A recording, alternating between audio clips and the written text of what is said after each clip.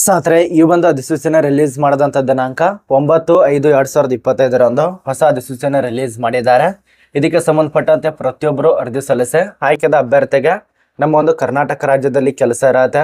ಅದ ನಂತರ ನಮ್ಮ ಒಂದು ಮುಂಬೈದಲ್ಲಿ ಕೆಲಸ ಇರತ್ತೆ. ಒಟ್ಟಾರೆ ಆಲ್ ಇಂಡಿಯಾದಲ್ಲಿ ಕೆಲಸ ಕೊಡ್ತಾರೆ. ಇದಕ್ಕೆ ಸಂಬಂಧಪಟ್ಟಂತೆ ಎಲ್ಲ ಒಂದು ವಿದ್ಯಾರ್ಥಿಗಳು ಪ್ರತಿಯೊಬ್ಬರು ಅರ್ಜಿ ಸಲ್ಲಿಸೋದಕ್ಕೆ ಅವಕಾಶ ಇರತ್ತೆ.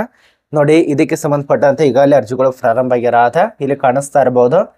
ಅಧಿಸೂಚನೆ ರಿಲೀಸ್ ಮಾಡಿ ಅರ್ಜಿ ಪ್ರಾರಂಭ ಮಾಡಿದಂಥ ದಿನಾಂಕ 9/5/2025 ಅರ್ಜಿ ಪ್ರಾರಂಭ ಆಗಿದೆ. ಮತ್ತು ಅರ್ಜಿ ಸಲ್ಲಿಸೋದಕ್ಕೆ ಕೊನೆಯ ದಿನಾಂಕ 24/5/2025.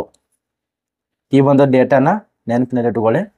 24/5/2025 ಈ ಒಂದು ದಿನಾಂಕ ಕೊನೆಯ ದಿನಾಂಕ ಆಗಿರತ್ತೆ. ಇಷ್ಟೊಳಗಾಗಿ ನಿಮ್ಮೊಂದು ಪೇಮೆಂಟ್ ಆಗ್ಬೋದು, ನಿಮ್ಮೊಂದು ರಿಜಿಸ್ಟರ್ ಮಾಡುವಂಥ ಆನ್ಲೈನ್ ರಿಜಿಸ್ಟರ್ ಮಾಡುವಂಥ ಅಪ್ಲಿಕೇಶನ್ ಆಗ್ಬೋದು, ಪ್ರತಿಯೊಂದು ಕ್ಲೋಸ್ ಆಗತ್ತೆ ಈ ಒಂದು ದಿನಾಂಕ ಒಳಗಾಗಿ. ಇಷ್ಟೊಳಗಾಗಿ ನಿಮ್ಗೆ ಏನು ಅವಕಾಶ ಇರತ್ತೆ ಅಷ್ಟು ಉಪಯೋಗ ಪಡೆದುಕೊಂಡು ಅಪ್ಲೈ ಮಾಡಿ. ನೋಡಿ ಸ್ನೇಹಿತರೆ, ಇದಕ್ಕೆ ಸಂಬಂಧಪಟ್ಟಂತೆನೆ ಒಂದೊಂದು ತಿಳಿಸ್ಕೊಡ್ತಾನೆ. ಯಾವ ಒಂದು ಪೋಸ್ಟಿಗೆ ಅರ್ಜಿ ಕರೆದಿದ್ದಾರೆ, ಎಷ್ಟು ಹುದ್ದೆಗೆ ಅರ್ಜಿ ಕರೆದಿದ್ದಾರೆ, ನಿಮ್ಗೆ ಯಾವುದೇ ರೀತಿಯಾಗಿ ಫೇಕ್ ನ್ಯೂಸ್ ಅಲ್ಲ, ಆಫೀಸಲ್ಲಿ ಆಗಿರುವಂಥ ನೋಟಿಸ್ ಪ್ರಕಾರ ನೀವು ತಿಳಿಸ್ಕೊಡ್ತಾ ಇರೋದು. ಇದು ಯಾವುದೇ ರೀತಿಯಾಗಿ ಫುರಾನ್ ಅಲ್ಲ. ನೋಟಿಫಿಕೇಶನ್ ರಿಲೀಸ್ ಮಾಡಿದ್ದಾರೆ, ಅದ್ರ ಪ್ರಕಾರನೇ ತಿಳಿಸ್ಕೊಡ್ತಾ ಇರೋದು. ಪ್ರತಿಯೊಂದು ಮಾಹಿತಿ ಇರತ್ತೆ ವಿಡಿಯೋ ಕೊಂಡ್ಸನ್ ಕನ್ನಡ. ಮತ್ತು ಈ ಒಂದು ಚಾನಲನ್ನು ಯಾರು ಸಬ್ಸ್ಕ್ರೈಬ್ ಮಾಡಿಲ್ಲ ಈಗಲೇ ಸಬ್ಸ್ಕ್ರೈಬ್ ಮಾಡ್ಕೊಳ್ಳಿ. ಬನ್ನಿ ಸ್ನೇಹಿತರೆ, ಒಂದೊಂದು ತಿಳಿಸ್ಕೊಡ್ತೇವೆ. ನೋಡಿ ಸ್ನೇಹಿತರೆ, ಇಲ್ಲಿ ಖಾಲಿರುವಂಥ ಸಂಸ್ಥೆ ಹೆಸರು, ಮೊದಲಿಗೆ ಸಂಸ್ಥೆ ಹೆಸರನ್ನು ತಿಳ್ಕೊಬೇಕಾಗತ್ತೆ. Cotton corporation of India limited ಅಂತೇಳಿ. ಈ ಒಂದು ಕಾಟನ್ ಕಾರ್ಪೊರೇಷನ್ ಆಫ್ ಇಂಡಿಯಾ ಲಿಮಿಟೆಡ್ದಲ್ಲಿ ಅಪ್ಲೈ ಮಾಡಬೇಕು. ಪ್ರತಿಯೊಬ್ಬರು ಮಹಿಳೆಯರಾಗ್ಬೋದು, ಪುರುಷರಾಗ್ಬೋದು, ಪ್ರತಿಯೊಬ್ಬರು ಇದೇ ಒಂದು ಕಾಟನ್ ಕಾರ್ಪೊರೇಷನ್ ಆಫ್ ಇಂಡಿಯಾ ಲಿಮಿಟೆಡ್ದಲ್ಲಿ ಅಪ್ಲೈ ಮಾಡಬೇಕಾಗತ್ತೆ. ಇದೊಂದು ತಲೆಯಲ್ಲಿ ಇಟ್ಕೊಳ್ಳಿ. ಮೊನ್ನೆ ಒಂದು ಸಾರಿ ಅರ್ಜಿ ಕರೆದಿದ್ರು, ಇದಕ್ಕೆ ಸಂಬಂಧಪಟ್ಟಂತೆ ಆಗಲೇ ವಿಡಿಯೋ ಮಾಡಿ ತಿಳಿಸ್ಕೊಟ್ಟಿದ್ದೇವೆ. ಈಗ ಎರಡನೇ ನೋಟಿಸ್ ಆಗಿರತ್ತೆ. ಎರಡನೇ ನೋಟಿಸ್ದಲ್ಲಿ ಯಾವ್ಯಾವ ಒಂದು ಪೋಸ್ಟ್ ಬಂದಿದ್ದಾವೆ ಅದನ್ನ ಒಂದೊಂದೇ ನೋಡೋಣ. ಬನ್ನಿ ಸ್ನೇಹಿತರೆ, ಯಾವುದು ಪೋಸ್ಟು ಏನು ಅಂತ ಅಂತೇಳಿ ಒಂದೊಂದೇ ತಿಳಿಸ್ಕೊಡ್ತಾನೆ. ಅದಕ್ಕಿಂತ ಮುಂಚಿತವಾಗಿ ಅರ್ಜಿ ಸಲ್ಲಿಸುವಂಥ ವೆಬ್ಸೈಟ್ ನೋಡಿ, www.cotcorp.org.in ಬಿಟ್ಟು ನೋಡ್ಕೊಂಡು ಅರ್ಜಿ ಸಲ್ಲಿಸಿ.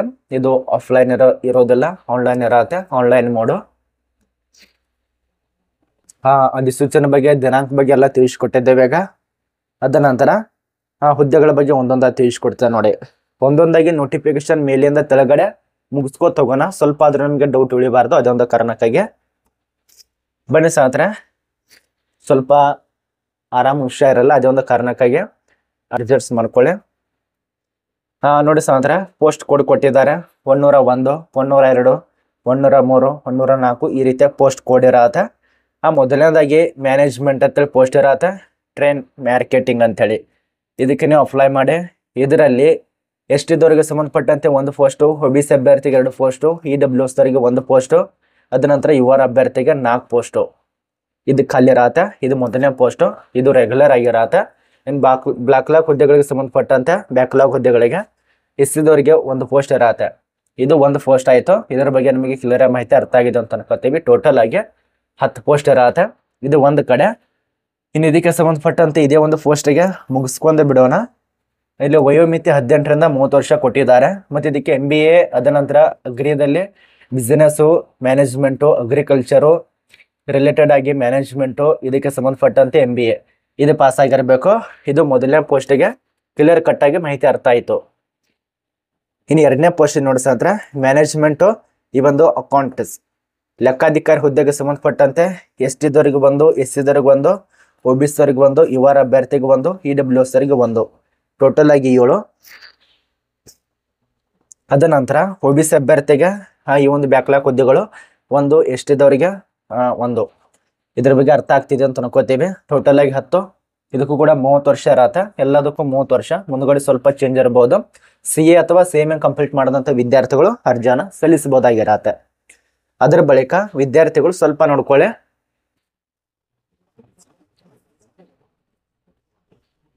ಜೂನಿಯರ್ ಅಸಿಸ್ಟೆಂಟ್ ಅಂತೇಳಿ, ಜೂನಿಯರ್ ಕಮರ್ಷಿಯಲ್ ಕಾರ್ಯನಿರ್ವಾಹಕ, ಈ ಒಂದು ಕಾರ್ಯದರ್ಶಿ, ಕಾರ್ಯನಿರ್ವಾಹಕ ಎಲ್ಲ ಬೇರೆ ಆಗಿರತ್ತೆ. ಇಲ್ಲಿ ಕಾರ್ಯದರ್ಶಿ, ಇಲ್ಲಿ ಒಂದು ಕಾರ್ಯನಿರ್ವಾಹಕ ಪೋಸ್ಟ್ ಇದೆ ನೋಡಿ. ಈ ಒಂದು ಕಾರ್ಯನಿರ್ವಾಹಕ ಪೋಸ್ಟ್ಗಳಿಗೆ ಸುಮಾರು 115 ಪೋಸ್ಟ್ ಇರತ್ತೆ. 115 ಪೋಸ್ಟು. SC-ದವರಿಗೆ ಸಂಬಂಧಪಟ್ಟಂತೆ ಸುಮಾರು 17 ಇರತ್ತೆ. ಅದ ನಂತರ ಎಷ್ಟಿದವರೆಗೆ ಸಂಬಂಧಪಟ್ಟಂತೆ 9, OBC ಅಭ್ಯರ್ಥಿಗೆ 31, EWS ಅವರಿಗೆ 12, UR ಅಭ್ಯರ್ಥಿಗೆ 41. ಅದ್ರ ಬಳಿಕ ಈ ಒಂದು ಔಟ್ ಆಫ್ ಟೋಟಲ್ ಪೋಸ್ಟ್ 5. ಅದೇ ರೀತಿಯಾಗಿ ನಿಮ್ಮ ಒಂದು ಎಕ್ಸ್ ಸರ್ವಿಸ್ ಮೆನ್ ಕೂಡ ಪೋಸ್ಟ್ ಇದೆ ನೋಡಿ, 17 ಪೋಸ್ಟ್ ಇರತ್ತೆ.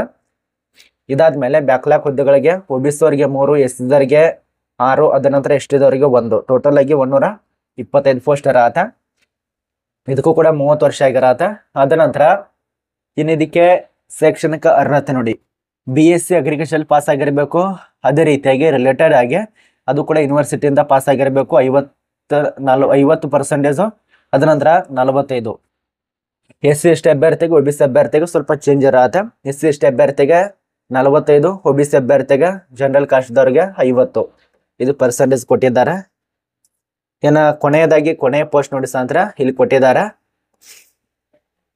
Junior assistant cotton testing lab ಅಂತೇಳಿ ಇದಕ್ಕೆ ಅರ್ಜಿ ಸಲ್ಲಿಸೋರು ವಿದ್ಯಾರ್ಥಿಗಳು 104 ಪೋಸ್ಟ್ ಕೊಡಾಗಿರತ್ತೆ. SC ದವರಿಗೆ 1 ಇರತ್ತೆ, OBC ದವರಿಗೆ 1 ಇರತ್ತೆ. Totally 2 post. ವರ್ಷ 30. ಡಿಪ್ಲೊಮಾ ಪಾಸ್ ಆದವರು ಎಲೆಕ್ಟ್ರಾನಿಕಲ್ಸ್ ಇದಕ್ಕೆ ಸಂಬಂಧಪಟ್ಟಂತೆ ಪಾಸ್ ಆಗಿರ್ಬೇಕು. ಅದಕ್ಕೂ ಕೂಡ ಸೇಮ್ 50, 45.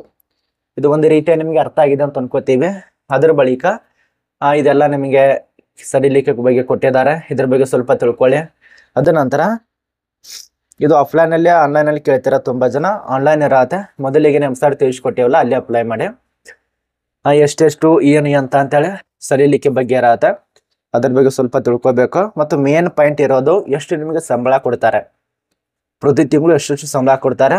ಇದೇ ಒಂದು ಡ್ಯಾಶ್ ಬೋರ್ಡ್ನಲ್ಲಿ ನಿಮಗೆ ಡಿಜಿಟಲ್ ಬೋರ್ಡ್ನಲ್ಲೇ ಇಲ್ಲೇ ತಿಳಿಸ್ಕೊಡ್ತೇನೆ ನೋಡಿ. ಅದೇ ನೋಡ್ತಾ ಇರೋದು ನಾನು ಎಲ್ಲಿ ಸಂಬಳ ಇರತ್ತೆ ಅಂತ ಹೇಳಿ. ಇಲ್ಲಿದೆ ನೋಡಿ ಸಾಂತರ ಸಂಪೂರ್ಣ ಮಾಹಿತಿ ನಿಮ್ಮದನ್ನ ತೋರಿಸ್ತಾ ಇರೋದು. ಯಾವ್ಯಾವ ಒಂದು ಪೋಸ್ಟ್ಗೆ ಎಷ್ಟು ಸಂಬಳ ಇರತ್ತೆ. ಟೋಟಲ್ ಆಗಿ ನಿಮಗೆ ಸರ್ವಿಸ್ ಸಂಬಳ ಇರತ್ತೆ ವರ್ಷಕ್ಕೆ ಪ್ರತಿ ತಿಂಗಳು. ಮೊದಲನೇದಾಗಿ ಮ್ಯಾನೇಜ್ಮೆಂಟ್ ಹುದ್ದೆಗಳಿಗೆ ಅರ್ಜಿ ಸಲ್ಲಿಸಿ ಆಯ್ಕೆ ಆದರೆ ಸುಮಾರು 30,000ದಿಂದ 1,20,000. ಅದ ನಂತರ ಮ್ಯಾನೇಜ್ಮೆಂಟ್ ಅಂಡ್ ಅಕೌಂಟ್ ಪೋಸ್ಟಿಗೆ ಸಂಬಂಧಪಟ್ಟಂತೆ 30ರಿಂದ 25 ಸೇಮ್ ಆಗಿರತ್ತೆ. ಸ್ವಲ್ಪ ಚೇಂಜು ಇದಕ್ಕೂ ಕೂಡ ಸೇಮು. 2 ಪೋಸ್ಟಿಗೆ ಒಂದೇ ರೀತಿಯಾಗಿರತ್ತೆ, 8 ಪೋಸ್ಟಿಗೆ ಒಂದೇ ರೀತಿಯಾಗಿರತ್ತೆ. ಇದನ್ನ ನೋಡ್ಕೊಳ್ಳಿ.